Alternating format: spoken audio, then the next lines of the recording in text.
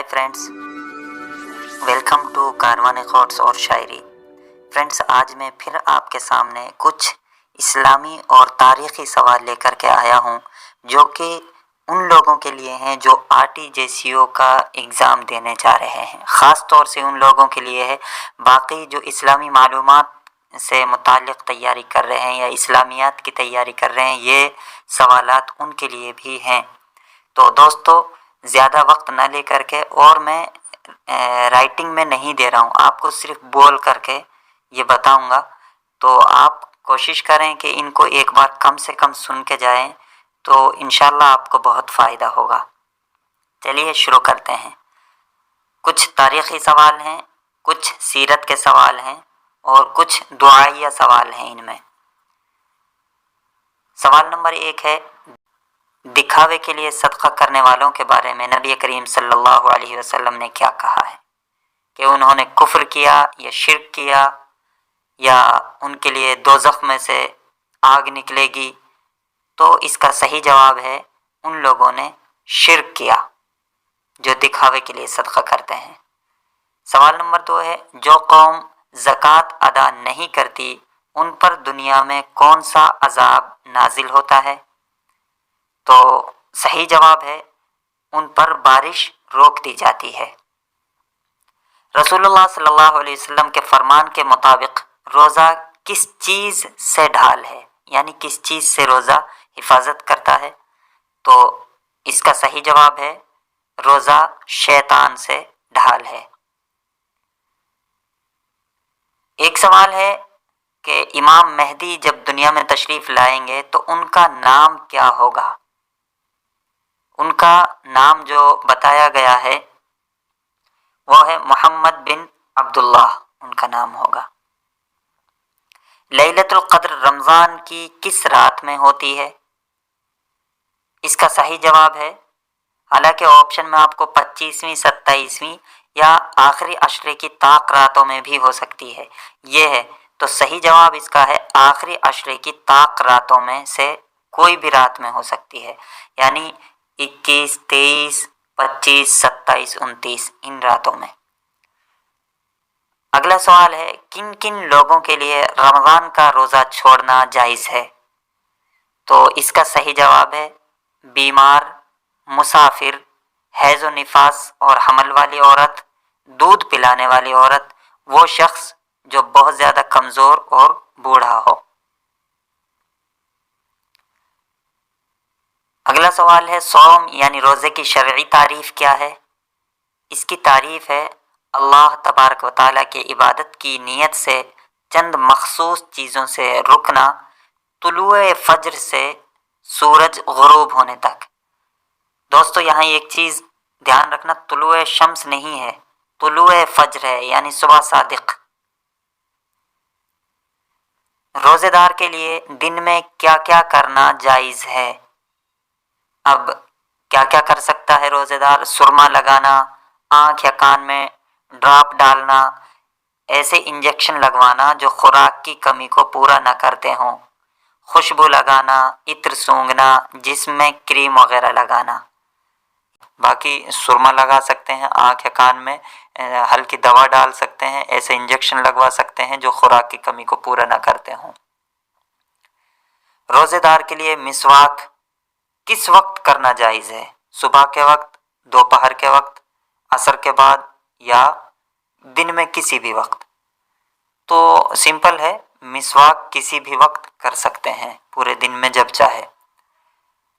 इस दुनिया में सबसे पहले कौन सी मस्जिद बनाई गई? आपसे ये सवाल हो सकता है ज़रूर पूछा जाए। अब ऑप्शन दे दिए जाए, मस्जिद कुबा, मस्जिद अक्सा, मस्जिद नबवी या मस्जिद हराम। तो इसका सही जवाब है मस्जिद हराम। कुरान की कौन सी सूरत में 2 सजदे हैं? कुरान की कौन सी सूरत में 2 सजदे हैं? ये सवाल है दोस्तों। सूरह बकरा, सूरह मरियम, सूरह हज, सूरह नमल। तो आप याद रखें, कुरान की जो सूरत है सूरह हज, उसमें 2 सजदे हैं। और ये भी सवाल आ सकता है, कुरान में टोटल कितने सजदे हैं? कुरान में टोटल 14 सजदे हैं। یہ بھی سوال آ سکتا ہے کہ آخری سجدہ کون سی صورت میں ہے، جیسے سورہ علق، اقرأ بسم ربک الذی خلق خلق الانسان من علق، جو قرآن کی سب سے پہلی آیت کون سی ہے، وہ بھی پوچھا جا سکتا ہے۔ تو آپ یہ ایسی چیزیں یاد رکھ لیں۔ اگلا سوال ہے، غزوہ بدر میں جب حضرت عکاشہ ابن محسن اسدی رضی اللہ عنہ کی تلوار ٹوٹ گئی تو نبی کریم صلی اللہ علیہ وسلم نے انہیں کیا عنایت فرمایا، نیز اس تلوار کا کیا نام رکھا گیا؟ تو ان کو نبی کریم صلی اللہ علیہ وسلم نے لکڑی کا ایک پھٹا تھما دیا تھا جو سفید تلوار میں تبدیل ہو گیا۔ اون یعنی مددگار اس کا نام رکھا گیا، اون نام رکھا گیا تھا اس کا۔ نبی کریم صلی اللہ علیہ وسلم کے حکم پر کتنے قریشیوں کی لاش بدر کے ایک خبیث اور گندے کنویں میں ڈال دی گئی تھی؟ تو قریش کے بڑے بڑے 24 سرداروں کی لاشیں۔ جنت والے دوزخ والوں سے پوچھیں گے کہ ما سلککم فی سقر، کس چیز نے تم کو دوزخ میں ڈال دیا؟ تو وہ سب سے پہلی وجہ کیا بتائیں گے؟ قرآن کی یہ آیت ہے، ما سلککم فی سقر، وہ کہیں گے قالوا لم نک من المصلین، تو سب سے پہلی وجہ ہے نماز نہیں پڑھتے تھے۔ دوسری اگر پوچھ لیں تو دوسری وجہ کیا ہوگی؟ تو وہ کہتے ہیں وَلَمْ نَكُ نُطْعِمُ الْمِسْكِينَ، ہم غریبوں کو کھانا نہیں کھلاتے تھے، مسکین کو کھانا نہیں کھلاتے تھے۔ ایسے ہی دوستوں آپ سے سوال کیا جا سکتا ہے اور دین کو جھٹلانے والوں کے بارے میں قرآن میں کیا کہا گیا ہے؟ تو آپ ارائیت الذی یکذب بالدین، کیا آپ نے نہیں دیکھا ان لوگوں کو جو دین کو جھٹلاتے ہیں؟ تو یہ بھی کہا آیت میں آگے، وہی ہیں جو فذالک الذی یدعو الیتیم، جو یتیم کو دھکے دیتے ہیں، اور ولا یحض علی طعام المسکین، مسکین کو کھانا کھلانے پر ابھارتے نہیں ہیں، مسکین کے لیے کھانا کھلایا جائے، اس پر لوگوں کو ابھارتے بھی نہیں ہیں۔ تو ویل ہے ایسے نمازیوں کے لیے۔ یہ آپ پوری صورت پڑھ لیں، اس کا ترجمہ دیکھ لیں، اس طرح کے سوال آپ لوگوں سے کیے جا سکتے ہیں۔ رسول اللہ صلی اللہ علیہ وسلم نے جنت میں کس کے قرآن کی تلاوت سنی؟ وہ کون تھے؟ تو وہ ہیں نعمان بن بشیر۔ اللہ اپنے بندوں کو سب سے زیادہ کس دن آگ سے آزاد فرماتے ہیں؟ تو عرفہ کے دن ہے، یا شب برات عاشورہ کے دن، یا رمضان میں؟ تو اس کا صحیح جواب ہے عرفہ کے دن۔ اگلا سوال ہے، الاسراء والمعراج میں نبی کریم صلی اللہ علیہ وسلم کو اللہ تعالیٰ نے کتنی نمازوں کا حکم دیا تھا؟ تو اس کا صحیح جواب ہے 50 نمازوں کا، یعنی کہ معراج کی رات میں آپ کو کتنی نمازوں کا حکم ملا تھا، کتنی نمازیں گفٹ کے طور پہ ملی تھیں؟ وہ 50 تھیں۔ جب نبی کریم صلی اللہ علیہ وسلم اہل طائف کو اسلام کی دعوت دینے گئے تو وہاں کتنے دن قیام فرمایا تھا؟ تو آپ نے وہاں 10 دن قیام فرمایا تھا۔ ان سب کے لیے آپ الرحیق المختوم کو بھی پڑھ سکتے ہیں، ایک بہت ہی مشہور و معروف کتاب ہے الرحیق المختوم، سیرت کی کتاب ہے، اس کو پڑھ سکتے ہیں۔ اسی طریقے سے الاسراء والمعراج میں نبی کریم صلی اللہ علیہ وسلم نے تیسرے آسمان پر کس نبی سے ملاقات کی؟ جی بالکل، یہ سوال بہت امپورٹنٹ ہے۔ تیسرے آسمان پر آپ نے کون سے نبی سے ملاقات کی؟ دوسرے آسمان پر کس سے کی؟ چوتھے پہ کس سے کی؟ اور پانچویں پہ کس سے کی؟ یہ سوالات آپ لوگ دیکھ لیں تو اچھا رہے گا۔ حضرت یوسف علیہ السلام سے آپ کی تیسرے آسمان پر ملاقات ہوئی تھی۔ حضرت حباب رضی اللہ عنہ نے آپ صلی اللہ علیہ وسلم کو کس چشمے پر پڑاؤ کا مشورہ دیا اور ساتھ میں کیا تجویز پیش کی؟ یہ بدر کے موقع پر قریش کے قریب ترین چشمے پر پڑاؤ کا مشورہ دیا تھا، بقیہ چشمے پاٹ دینے کا بھی اس نے مشورہ دیا تھا۔ اگلا سوال ہے، تبدیلی قبلہ کا حکم کب نازل ہوا؟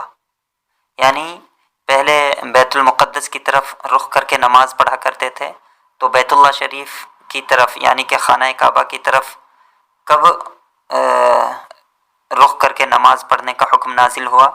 تو یہ ہوا تھا شعبان سن 2 ہجری، یعنی کہ فروری 624 عیسوی میں۔ شعبان سن 2 ہجری، فروری 624 ईस्वी इसका सही जवाब है। मुसलमानों पर जंग कब फर्ज हुई?